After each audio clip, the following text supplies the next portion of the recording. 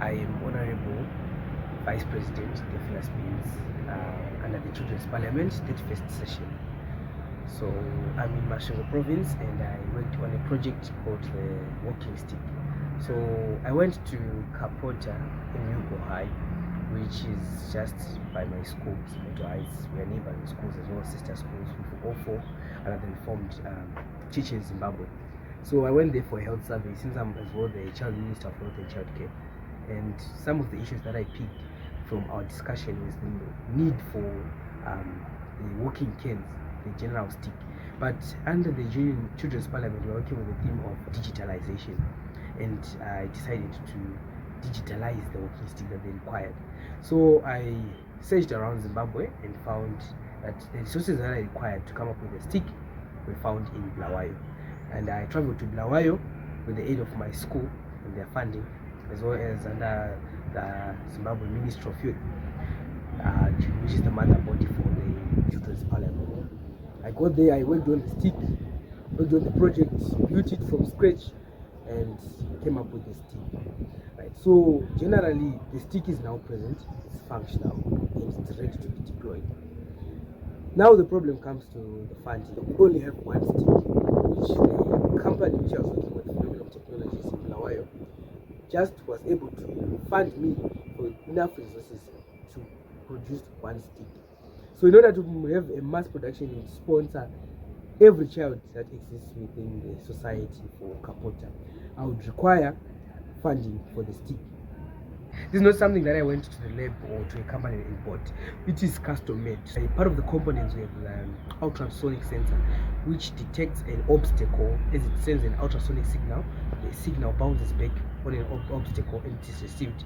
Then it is able to calculate that there is an obstacle in a range that I programmed it. So for display, I programmed it to 1 meter so that a person can navigate within 1 meter radius.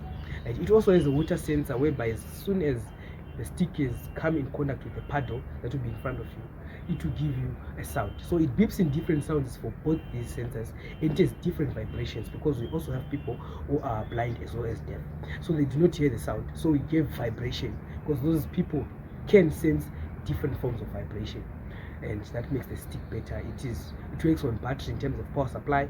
It works with the Arduino components, so that is the motherboard, as well as cabling that is around it, as well as generally it becomes different because it's digitalized and you don't have to go around beating each and every obstacle that you meet, be it people. It even gives warning to people who you are navigating around, right? So the moment people it detects a person that is in front of them, generally it becomes different because it's digitalized and you don't have to go around beating each and every obstacle that you meet, be it people. It even gives warning to people who you are navigating around, right? So the moment people it detects a person that is in front of them, generally it becomes different because it's digitalized and you don't have to go around beating each and every obstacle that you meet, be it people. It even gives the user, the person in front of the user will also hear the sound and open way for that person.